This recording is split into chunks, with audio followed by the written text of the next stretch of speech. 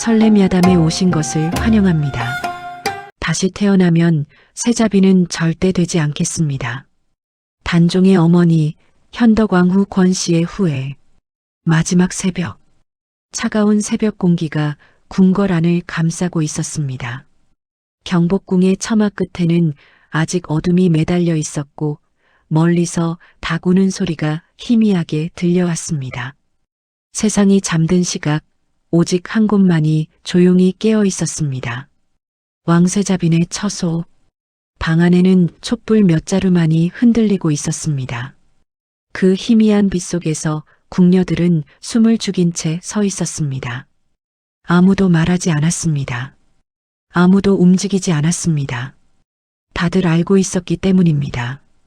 지금 이 순간이 얼마나 무서운 시간인지. 방 안 깊숙한 곳, 비단 이불 위에 한 여인이 누워 있었습니다. 그녀의 얼굴은 창백했습니다. 입술은 바짝 말라 있었고 눈 아래에는 깊은 그늘이 드리워 있었습니다. 그러나 그 눈빛만은 여전히 살아 있었습니다. 무언가를 보는 것 같기도 하고 무언가를 찾는 것 같기도 한 눈이었습니다. 그녀는 방금 아이를 낳은 산모였습니다. 하지만 기쁨보다 죽음이 먼저 다가오고 있었습니다. 곁에 서 있던 나인 하나가 조심스럽게 무릎을 꿇었습니다. 오래도록 세자빈의 곁을 지켜온 복이라는 나인이었습니다. 마마 무엇이라도 드시겠습니까? 미음이라도 조금. 세자빈은 천천히 고개를 저었습니다. 괜찮다. 목소리가 너무 낮아서 복이는 귀를 기울여야 했습니다. 마마, 기력을 차리셔야 합니다. 조금이라도 드셔야. 보가. 예, 마마. 원소는. 보기의 눈에 눈물이 맺혔습니다. 죽음을 앞둔 세자빈을 바라보며 그녀는 애써 표정을 감추며 대답했습니다. 마마, 왕자 아기씨께서는 건강하십니다. 울음소리도 우렁차고. 그렇구나. 세자빈의 입가에 작은 미소가 스쳤습니다. 그것은 너무 짧은 미소였습니다. 순식간에 사라져버렸습니다. 방 안의 촛불이 바람도 없는데 흔들렸습니다. 세자빈은 힘겹게 입을 열었습니다. 보가 나에게 솔직하게 말해다오. 마마, 난 가망이 없는 것이지. 복은 대답하지 못하고 입술을 깨물며 고개를 숙였습니다. 그것이 곧 대답이었습니다. 방 안에 잠시 침묵이 흘렀습니다. 그리고 세자빈이 말했습니다. 다시 태어난다면 나는 절대 세자빈이 되지 않을 것이다. 그 말이 방 안에 떨어지는 순간 궁녀들은 서로 얼굴을 바라보았습니다. 왕세자빈의 자리, 조선에서 가장 높은 여인의 자리였습니다. 수많은 여인이 꿈꾸는 자리였습니다. 그런데 그 자리에 오른 여인이 지금 다시는 그 자리에 오르지 않겠다고 말하고 있었습니다. 누군가 작게 흐느꼈습니다. 세자빈의 눈은 천천히 감겼습니다. 그리고 그녀의 기억은 먼 과거로 돌아가기 시작했습니다. 궁궐로 들어오던 날, 세종 17년의 일이었습니다. 궁궐방 양방가에서 태어난 권씨는 그날 아침 일찍부터 어머니의 손에 이끌려 채비를 하고 있었습니다. 어머니는 권씨의 머리를 빗겨주면서 몇 번이고 당부를 반복했습니다. 말 한마디도 함부로 하면 안 된다. 알겠느냐? 예, 어머니. 눈도 함부로 들면 안 된다. 항상 고개를 낮추고. 예. 그리고 어머니는 잠시 말을 멈추었습니다. 그리고 딸의 얼굴을 한참 바라보았습니다. 인화야. 예, 어머니. 거기서 살아남아야 한다. 무슨 일이 있어도. 그 말의 무게가 너무 무거워서 권씨는 고개를 끄덕이면서도 마음속으로는 두려움이 차올랐습니다. 그녀가 궁에 들어오게 된 것은 왕세자의 후궁을 간택하는 자리를 통해서였습니다. 왕세자 이항. 훗날 문종이 되는 그는 이미 세자빈 봉씨와 혼인한 상태였습니다. 그러나 세자와 봉씨 사이에서는 아직 후사가 없었습니다. 왕실에서 후사가 없다는 것은 단순한 가정의 문제가 아니었습니다. 그것은 곧 조선의 미래가 불안하다는 의미였습니다. 결국 궁에서는 결정을 내렸고 3명의 여인이 승희의 신분으로 궁궐에 들어오게 되었습니다. 홍씨, 정씨, 그리고 권씨. 권씨가 처음 궁궐 문을 들어서던 날 그녀의 곁에는 어린 몸종 분이가 따라붙었습니다. 분이는 권씨보다 2살 아래였는데 주인을 따라 궁궐에 들어온 것이 아직도 믿기지 않는 듯 이리저리 눈을 굴리고 있었습니다. 저 기와지붕 좀 보세요. 끝도 없이 이어지잖아요. 조용히 해라, 분이야. 그래도 진짜 크지 않아요? 저희 마을 전체를 합쳐도 이것보단 작을 것 같은데. 그만. 권씨가 낮게 나무라자 분이가 얼른 입을 다물었습니다. 그러나 권씨도 사실은 분이와 마찬가지였습니다. 마음속으로는 끝없이 이어지는 기와지붕을 바라보며 압도당하는 느낌이었습니다. 이 거대한 곳에서 자신이 살아남을 수 있을까? 그런 생각이 들었습니다. 처음 다른 후궁들과 마주친 것은 그날 저녁 무렵이었습니다.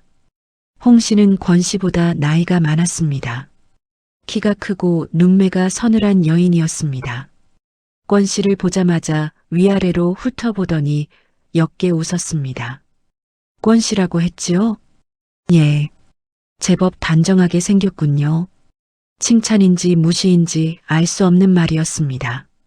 권씨는 조용히 고개를 숙였습니다. 정씨는 반대였습니다. 작고 가냘픈 여인으로 권씨를 보자 오히려 안도하는 표정이었습니다. 잘 부탁드려요. 여기서 서로 의지해야 하지 않겠어요? 그러게요. 권씨는 짧게 대답했습니다. 그러나 마음속으로는 알고 있었습니다. 이곳에서 서로가 의지할 수는 없다는 것을. 표면적으로는 웃으면서도 속으로는 경쟁하는 것이 궁궐이었습니다. 그러나 홍씨도 정씨도 권씨의 마음을 진정으로 흔들어 놓지는 못했습니다. 권씨의 마음을 처음으로 흔든 것은 바로 세자빈 봉씨였습니다. 처음 봉씨를 마주한 것은 궁에 들어온 지 사흘째 되던 날 아침이었습니다. 공식적인 인사를 올리는 자리였습니다. 권씨는 홍씨, 정씨와 함께 세자빈 봉씨의 처소 앞에 무릎을 꿇었습니다. 처소 문이 열리고 봉씨가 나왔습니다. 권씨는 그 순간 자신도 모르게 고개를 들었습니다. 봉씨는 아름다웠습니다. 키가 크지도 작지도 않았습니다. 눈이 특별히 크지도 입술이 특별히 붉지도 않았습니다. 그러나 그녀가 걸어오는 모습을 보는 순간 주변의 모든 것이 한 걸음 물러나는 것 같은 느낌이었습니다. 그것은 외모가 아니라 태도에서 나오는 것이었습니다. 자신이 서 있는 자리를 너무도 당연하게 여기는 사람의 태도. 고개를 드세요. 봉씨가 조용히 말했습니다. 세 사람이 고개를 들었습니다. 봉씨는 세 사람을 차례로 바라보았습니다. 홍씨를 보았고 정씨를 보았고 그리고 권씨를 보았습니다. 그 눈빛은 따뜻하지도 차갑지도 않았습니다. 다만 모든 것을 꿰뚫어 보는 것 같은 눈이었습니다. 앞으로 함께 지내게 되었으니 서로 잘 부탁합니다. 그것이 봉씨가 한 말의 전부였습니다. 권씨는 처소로 돌아오는 내내 아무 말도 하지 않았습니다. 분이가 곁에서 제잘거렸습니다. 세자빈 마마 정말 아름다우시죠? 저는 처음에 숨이 멎는 줄 알았어요. 그 눈빛이. 그만해라. 예, 그만하라고. 분이가 움찔했습니다. 권씨는 발걸음을 멈추지 않았습니다. 그냥 앞만 보며 걸었습니다. 그날 밤 권씨는 잠자리에 누워서 오래도록 잠을 이루지 못했습니다. 봉씨의 얼굴이 자꾸 떠올랐습니다. 그 권위에 찬 듯한 눈빛이 떠올랐습니다. 세자빈 자리가 당연한 사람. 그리고 권씨는 자신을 생각했습니다. 나는 저 자리가 당연하지 않은 사람. 그 차이가 선명하게 느껴졌습니다. 그리고 그 선명함이 권 씨의 가슴 어딘가를 날카롭게 긁었습니다. 시간이 흐르면서 궁궐에는 소문이 돌기 시작했습니다. 왕세자의 마음이 특별히 향한 여인이 있다는 것이었습니다. 처음에는 나인들 사이의 속삭임이었습니다. 그러나 그 속삭임은 금세 처소 안까지 스며들었습니다. 어느 날 저녁 분이가 심상치 않은 얼굴로 방으로 들어왔습니다. 마마, 왜 그러느냐? 저기 들으셨어요? 세자 저하께서 말해라. 분이는 주변을 한번 둘러보고는 목소리를 낮추었습니다. 세자 저하께서 홍승이 마마를 많이 찾으신다고 합니다. 어젯밤에도 홍승이 마마 처소에서 늦게까지 계셨다고. 권 씨는 아무 말도 하지 않았습니다. 창문 너머로 달을 바라볼 뿐이었습니다. 마마, 신경 쓰이지 않으세요? 내가 왜 신경을 쓰느냐? 그래도 분이야. 예. 쓸데없는 말을 귀에 담지 마라. 그리고 나도 그런 말은 듣고 싶지 않다. 분이는 입을 다물었습니다. 그러나 권 씨의 눈빛은 흔들리고 있었습니다. 사실이었습니다. 왕세자 이양은 홍 씨와 함께할 때 가장 편안해 보였습니다. 홍 씨는 글도 잘 알았고 세자와 이야기를 나눌 때 막힘이 없었습니다. 세자가 시를 읊으면 홍 씨도 거기에 화답하는 시를 지었습니다. 세자가 웃으면 홍 씨도 같이 웃었고 세자가 생각에 잠기면 홍 씨도 조용히 옆에 앉아 있었습니다. 권 씨는 그 모습을 가끔 멀리서 바라본 적이 있었습니다. 부럽다는 감정이 먼저 왔습니다. 그 다음에는 씁쓸함이 왔습니다. 그리고 마지막으로는 알 수 없는 다짐 같은 것이 가슴 깊은 곳에서 피어올랐습니다. 나는 세자저하의 사랑을 갖지 못한다 해도 적어도 이 궁궐에서 의미 있는 존재가 되어야 한다. 그것이 그녀가 처음으로 품은 욕망이었습니다. 세자빈 자리를 향한 권 씨의 감정이 단순한 부러움을 넘어선 것은 어느 봄날 오후의 일이었습니다. 권 씨는 우연히 연못가 근처를 걷다가 봉 씨를 보았습니다. 봉 씨는 혼자가 아니었습니다. 그녀 곁에는 세자 이양이 있었습니다. 두 사람은 연못가 정자 아래 나란히 앉아 있었습니다.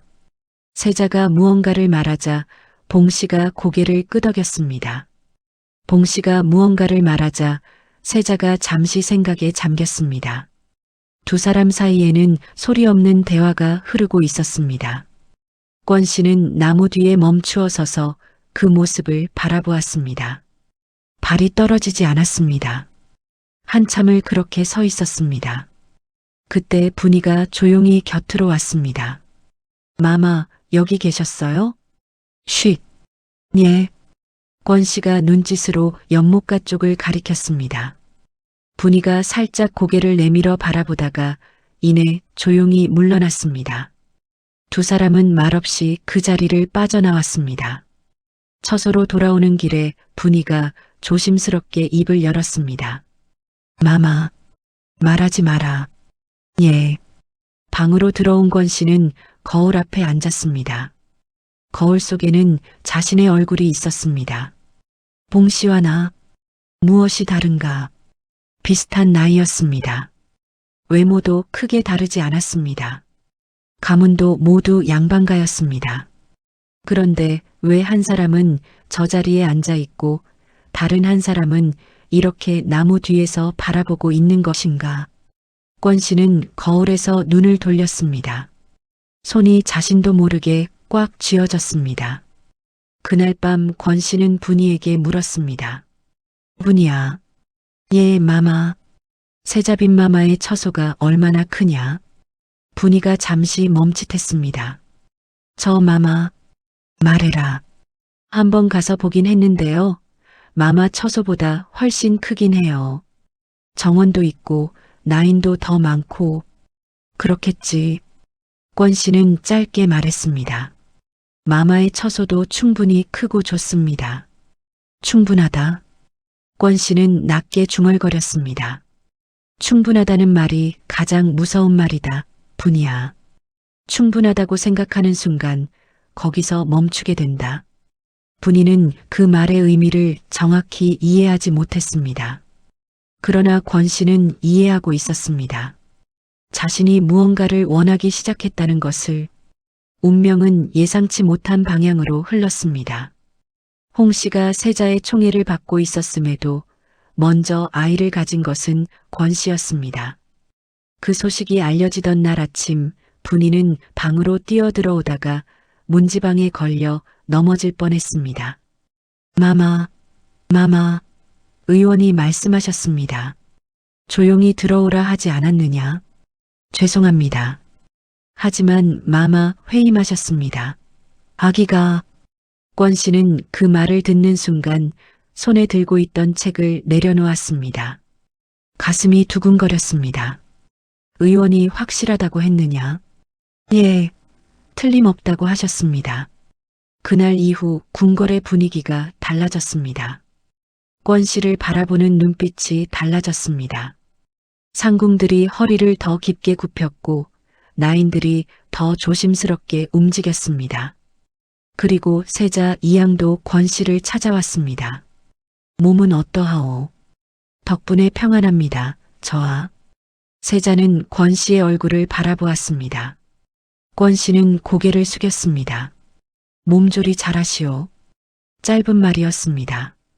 그러나 권 씨에게는 그 짧은 말이 평생 들어본 말 중 가장 무게 있는 말처럼 느껴졌습니다. 세자가 처소를 나간 후 분이가 기쁜 표정으로 다가왔습니다. 마마, 세자 저하께서 직접 오셨잖아요. 그래. 이제 달라지는 거죠? 이제 마마 처소에 더 자주 오시는 거죠? 권 씨는 대답하지 않았습니다. 세자가 나간 문을 바라보고 있었습니다. 세자의 발걸음이 향한 방향을 생각했습니다. 저하는 지금 어디로 가시는가? 홍 씨의 처소인가? 그 생각이 드는 순간 조금 전까지 기뻤던 마음이 조금 무거워졌습니다. 세월이 흘러 아이가 태어났습니다. 딸이었습니다. 훗날 경혜공주가 되는 아이였습니다. 권 씨는 아이를 품에 안으며 눈물을 흘렸습니다. 조그맣고 따뜻한 온기가 온몸으로 퍼졌습니다. 그러나 방 밖에서 들려오는 나인들의 속삭임이 귀에 걸렸습니다. 딸이시라니 왕자였으면 더 좋았을 텐데. 그러게. 그랬으면 세자빈 자리도. 속삭임은 거기서 끊겼습니다. 누군가 다른 사람을 눈치로 막은 모양이었습니다. 권 씨는 아이를 바라보았습니다. 딸이구나. 딸이 좋지 않은 것은 아니었습니다. 이 작고 예쁜 아이가 싫을 리 없었습니다. 그러나 방 밖의 나인이 했던 말이 머릿속을 맴돌았습니다. 왕자였으면 세자빈 자리도. 권 씨는 눈을 감았습니다. 다음에는 아들을 낳아야 한다. 처음으로 그런 생각을 했습니다. 경혜공주가 태어난 이후 권 씨의 위치는 높아졌습니다. 그러나 봉 씨는 여전히 세자빈이었습니다. 권 씨는 그 사실을 날마다 마주해야 했습니다.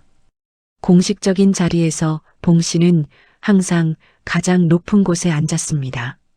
권 씨는 그보다 낮은 곳에 앉았습니다. 세자가 봉 씨에게 먼저 말을 건넸고 권 씨는 그 다음이었습니다.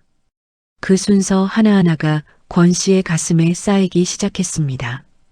어느 날 세자 이양이 봉 씨의 처소로 들어가는 것을 권 씨는 복도 끝에서 보았습니다. 그것은 아무것도 아닌 일이었습니다. 세자가 세자빈을 찾아가는 것은 당연한 일이었습니다. 그러나 권 씨는 그 자리에 한참 서 있었습니다. 분이가 다가왔습니다. 마마, 들어가시죠. 바람이 차갑습니다. 저하께서 얼마나 자주 세자빈 마마 처소에 가시느냐. 마마, 말해라. 분이는 망설이다가 대답했습니다. 자주 가시지는 않습니다. 공식적인 자리 외에는. 공식적인 자리. 권 씨가 그 말을 반복했습니다. 그래. 공식적인 자리에서는 항상 세자빈 마마 곁에 계시지. 당연하겠지. 세자빈이시니까. 마마, 나는 언제나 한 칸 아래다, 분이야. 아이를 낳아도 아무리 조심스럽게 처신해도 항상 한 칸 아래. 분이는 아무 말도 하지 못했습니다. 권 씨는 돌아서서 처소로 걸어갔습니다. 그날 밤 권 씨는 거울 앞에 오래 앉아 있었습니다. 봉 씨의 얼굴을 떠올렸습니다.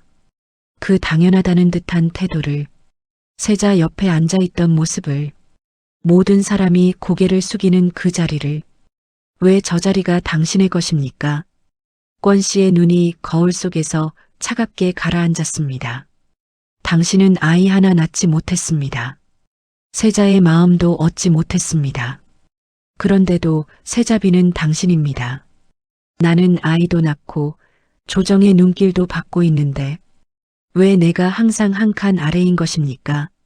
그것은 합리적인 생각이 아니었습니다. 권 씨도 알았습니다. 봉 씨가 세자빈이 된 것은 권 씨보다 먼저 간택되었기 때문입니다. 그것은 봉 씨의 잘못이 아니었습니다. 그러나 알고 있다고 해서 그 감정이 사라지는 것은 아니었습니다. 질투는 논리로 사라지지 않았습니다. 세자빈 봉 씨는 어느 날 봉 씨가 권 씨를 직접 불렀습니다. 권 씨는 몸가짐을 가다듬고 봉 씨의 처소로 향했습니다. 봉 씨는 창가에 앉아 술을 놓고 있었습니다. 권 씨가 들어오는 것을 보고도 한동안 눈을 들지 않았습니다. 앉아요. 예, 마마. 권 씨가 무릎을 꿇고 앉았습니다. 봉 씨의 처소는 권 씨의 처소보다 넓었습니다. 병풍이 깊게 둘러쳐 있었고 그 사이로 비단 깔개가 가지런히 놓여 있었습니다. 창밖에는 작은 정원이 보였습니다. 매화나무 한 그루가 서 있었습니다. 권 씨는 그 정원을 바라보다가 시선을 거두었습니다. 잠시 후 봉 씨가 천천히 고개를 들었습니다. 두 사람의 눈이 마주쳤습니다. 봉 씨의 눈빛은 복잡했습니다. 저기도 아니고 친근함도 아니었습니다. 어딘가 지쳐 있는 것 같은 눈이었습니다. 공주가 예쁘다고 들었어요. 감사합니다, 마마. 세자께서도 기뻐하신다고. 과분한 말씀입니다. 봉 씨는 다시 술을 놓기 시작했습니다. 바늘이 천위를 오가는 소리가 조용한 방 안에 작게 들렸습니다. 권 씨, 예. 여기서 오래 살고 싶으면 욕심을 내려놓아야 해요. 갑작스러운 말이었습니다. 권 씨는 당황하면서도 표정을 감추었습니다. 무슨 말씀이신지 알아들었을 거예요. 봉 씨는 권 씨를 보지 않았습니다. 나는 오래 이 자리에 있었어요. 많은 것을 봤지요. 궁궐에서 너무 높이 오르려 하는 사람은 결국 더 높은 곳에서 떨어지게 됩니다. 권 씨는 조용히 앉아 있었습니다. 그리고 한 가지 더. 봉 씨가 처음으로 권 씨를 똑바로 바라보았습니다. 나는 모르는 것이 없어요. 그 말의 무게가 방 안을 무겁게 눌렀습니다. 당신이 무엇을 바라보고 있는지, 무엇을 원하는지 다 보입니다. 권 씨의 심장이 빠르게 뛰었습니다. 마마께서 무슨 말씀을 하시는지. 됐어요. 봉 씨는 다시 술을 놓기 시작했습니다. 그냥 한 가지만 기억해요. 당신이 원하는 자리에 올라가는 것보다 지금 있는 자리에서 오래 사는 것이 더 어렵습니다. 권 씨는 고개를 숙인 채 그 자리에 앉아 있었습니다. 처소로 돌아오는 길에 분이가 권 씨의 얼굴을 살폈습니다. 마마, 무슨 말씀을 하셨어요? 얼굴이 안 좋아 보여요. 아무것도 아니다. 혹시 세자빈 마마가 무례하게 구셨나요? 그러셨다면 저는 정말. 분이야. 예. 세자빈 마마는 무례하지 않으셨다. 권 씨는 걸음을 멈추지 않으며 말했습니다. 오히려 너무 정확하셨다. 그리고 낮은 목소리로 덧붙였습니다. 그래서 더 싫다. 며칠이 지났습니다. 봉 씨의 말은 권 씨의 머릿속에서 떠나지 않았습니다. 당신이 무엇을 바라보고 있는지 다 보입니다. 그 말이 수치스러웠습니다. 그리고 그 수치가 다시 분노로 바뀌었습니다. 나는 아무것도 숨기지 않았다. 나는 그저 열심히 살았을 뿐이다. 그런데 왜 당신은 그 눈빛으로 나를 바라보는 것인가? 어느 날 저녁 나이 든 상궁이 권 씨에게 조용히 말을 건넸습니다. 승희 마마 드릴 말씀이 있습니다. 말해보시오. 상궁은 좌우를 살피고는 목소리를 낮추었습니다. 세자빈 마마의 처소에서 요즘 이상한 일이 있다고 합니다. 이상한 일이라니. 세자빈 마마와 지밀 궁녀 소쌍이 너무 가깝다고 밤에도 소쌍이 처소에서 나오지 않는 경우가 있다고. 권 씨는 잠시 아무 말도 하지 않았습니다. 상궁이 조심스럽게 덧붙였습니다. 이 말을 어디에 올리기만 하면 세자빈 마마의 자리가 어떻게 될지는 마마께서도 아실 것입니다. 방안이 조용해졌습니다. 권 씨는 상궁을 바라보았습니다. 상궁의 눈빛이 무언가를 기다리고 있었습니다. 물러가시오. 마마. 물러가라고 했습니다. 상궁이 조용히 방을 나갔습니다. 혼자 남은 권 씨는 무릎 위에 손을 올려놓았습니다. 손이 떨리고 있었습니다. 분이가 들어왔습니다. 마마, 방금 상궁 어르신이 나가시던데 무슨 말씀을 하셨어요? 별것 아니다. 마마 표정이 좋지 않아 보여요. 괜찮다. 분이는 권 씨 옆에 조용히 앉았습니다. 한동안 침묵이 흘렀습니다. 그리고 권 씨가 불쑥 말했습니다. 분이야, 나는 왜 세자빈이 아닌 것이냐? 분이가 놀란 눈으로 권 씨를 바라보았습니다. 마마, 나는 옹주를 낳았다. 아바마마도 나를 이뻐하신다. 그런데 왜 나는 세자빈이 아닌 것이냐? 그것은 마마가 먼저 간택되지 않으셔서. 먼저. 권 씨가 그 단어를 씹듯이 말했습니다. 단지 먼저라는 이유 하나로.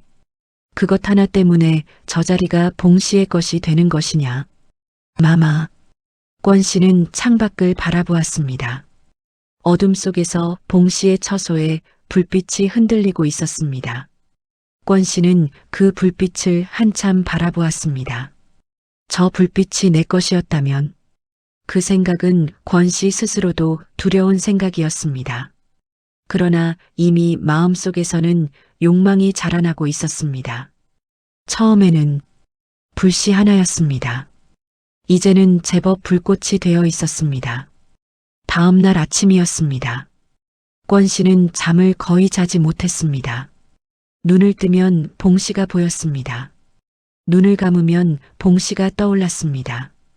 봉 씨의 처소, 봉 씨의 눈빛, 봉 씨의 자리, 그리고 상궁의 말. 이 말을 어디에 올리기만 하면. 권 씨는 아침 내내 방 안을 서성였습니다. 분이는 눈치를 채고 아무 말도 하지 않았습니다. 조용히 차를 내오고 조용히 물러났습니다. 오후가 되었을 때 권 씨는 경의 공주를 안으러 갔습니다. 옹주는 작은 손으로 권 씨의 손가락을 쥐었습니다. 권 씨는 그 손을 바라보았습니다. 너는 옹주다. 그러나 어미가 세자빈이 아니라면 내 자리는 언제나 흔들린다. 그 생각이 들었습니다. 권 씨는 옹주를 나인에게 돌려보내고 자리에서 일어났습니다. 그리고 먹을 갈기 시작했습니다. 붓을 들었습니다. 손이 떨렸습니다. 세자빈 마마 미안합니다. 그 말이 마음속에서 올라왔습니다. 그러나 손은 멈추지 않았습니다. 붓이 종이 위에 닿았습니다. 글자가 써지기 시작했습니다. 그것이 고변서였습니다. 세종 20년 봄이 끝나갈 무렵이었습니다.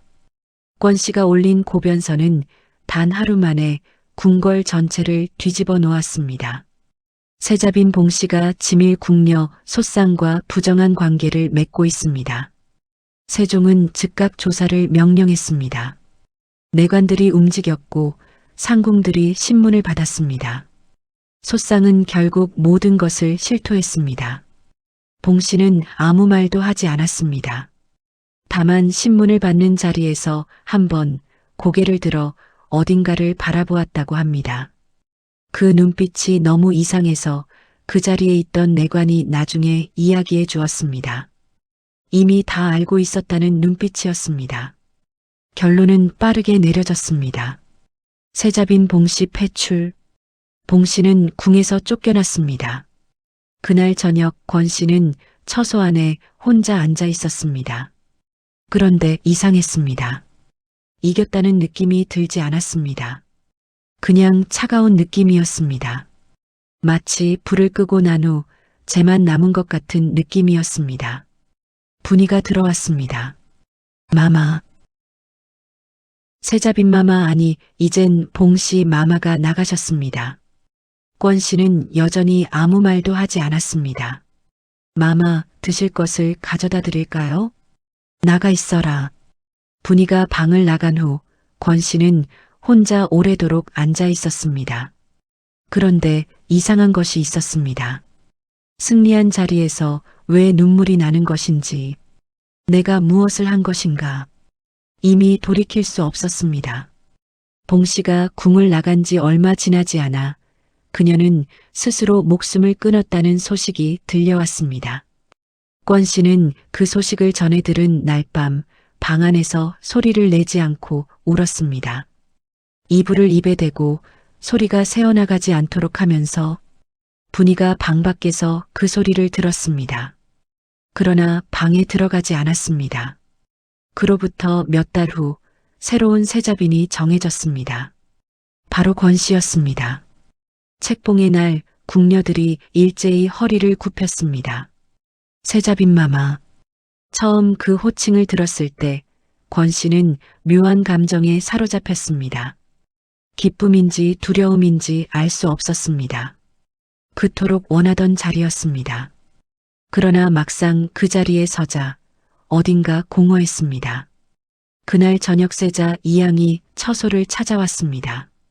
이제 세자빈이 되셨소. 저하의 은혜 덕분입니다. 세자는 한동안 권 씨를 바라보다가 말했습니다. 마음고생이 많았소. 그 말이 어떤 의미인지 권 씨는 정확히 알 수 없었습니다. 위로인지 아니면 모든 것을 알고 있다는 암시인지. 아닙니다. 저하. 봉 씨 일은 안타까웠소.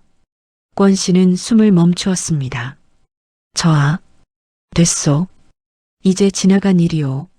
세자는 그 이상 말하지 않았습니다. 그러나 그날 이후 세자가 권 씨를 바라보는 눈빛에는 무언가가 달라진 것 같았습니다. 따뜻하지도 차갑지도 않은 눈빛, 알 수 없는 눈빛이었습니다. 시간이 지나면서 권 씨는 한 가지 사실을 깨달았습니다. 세자빈의 자리는 얻었습니다.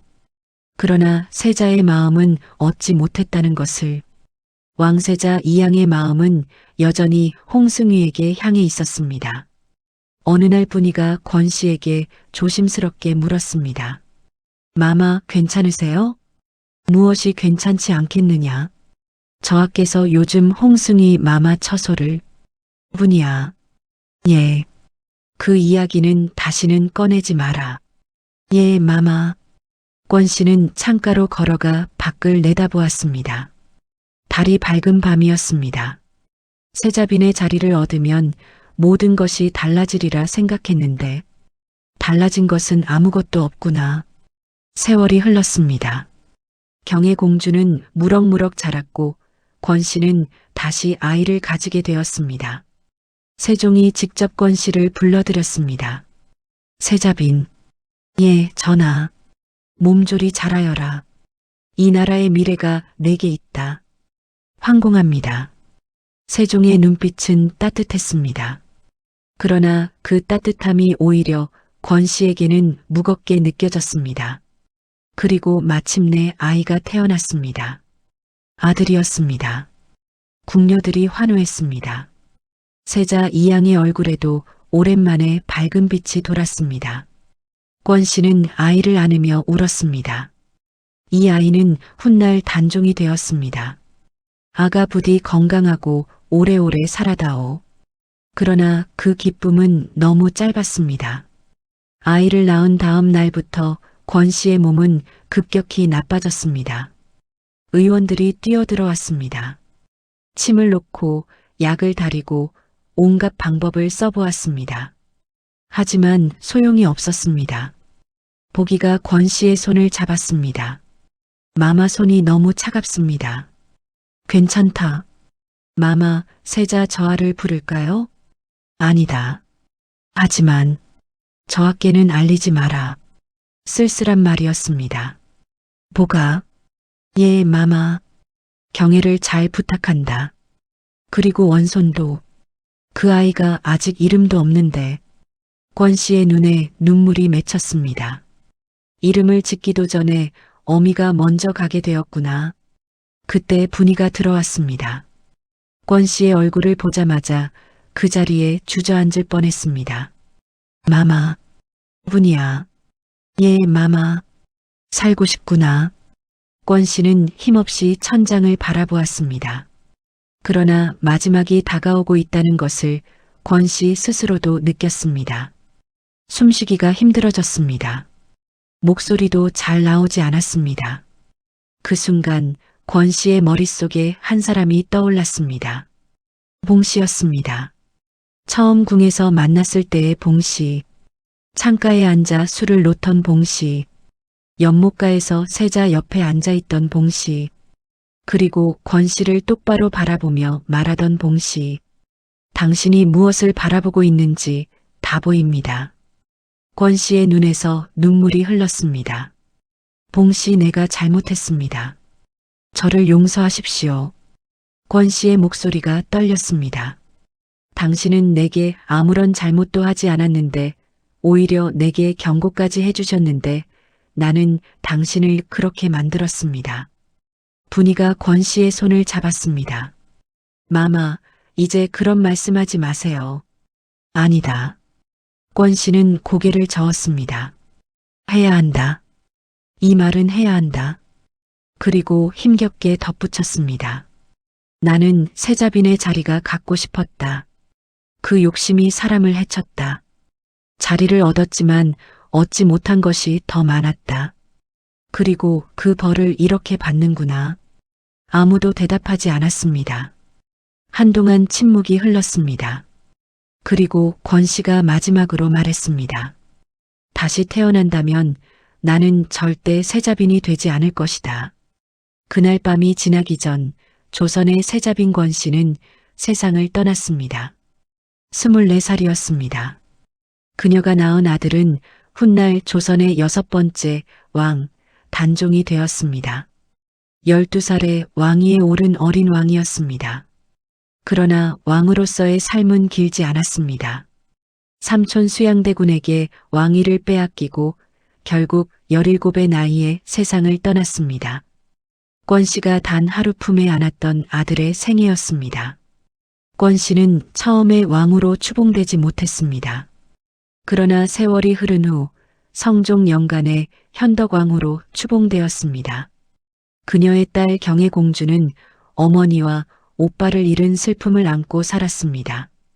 궁 밖으로 쫓겨나 스스로 목숨을 끊은 봉 씨는 이름도 제대로 남기지 못한 채 역사 속으로 사라졌습니다. 그리고 세자 이양 훗날의 문종은 권 씨가 세상을 떠난 지 몇 년 후 왕위에 오른 뒤 불과 38세의 나이로 짧은 생을 마쳤습니다. 작가의 말, 역사는 기록합니다. 그러나 기록되지 않은 것들도 있습니다. 어둠 속에서 봉 씨의 불빛을 바라보던 한 여인의 눈빛이 있었습니다. 거울 앞에 앉아 왜 그 자리가 당신의 것이냐고 말하던 목소리가 있었습니다. 고변하기 위해 붓을 들며 손이 떨렸던 그 새벽이 있었습니다. 그리고 마지막 숨을 고르며 남긴 말이 있었습니다. 다시 태어난다면 절대 세자빈이 되지 않겠습니다. 욕망이 있었고 그 욕망이 사람을 해쳤고 그 대가를 치렀습니다. 그것이 권 씨가 우리에게 남긴 이야기입니다. 그리고 우리는 지금도 이 질문 앞에 서게 됩니다. 만약 그날 촛불 앞에 앉은 권 씨가 붓을 내려놓았다면 세자빈 봉씨를 고변하지 않았다면 조선의 역사는 달라졌을까요? 단종의 운명은 달라졌을까요? 그리고 권 씨 자신의 마지막 순간은 달라졌을까요? 권 씨가 고변을 한 것은 사실입니다. 실록에도 남아 있습니다. 그러나 역사는 대답하지 않습니다. 다만 그날 새벽의 차가운 공기가 지금도 이 이야기를 전하고 있을 뿐입니다. 여러분의 생각은 어떠신지 댓글로 남겨주세요. 역사 속 숨겨진 이야기를 들려드리는 설렘 야담이었습니다. 구독과 좋아요는 작가에게 큰 힘이 됩니다. 역사적 사실에 작가의 상상력을 더한 창작 소설입니다. 저작권법의 보호를 받으며 무단 복제를 금합니다. 감사합니다.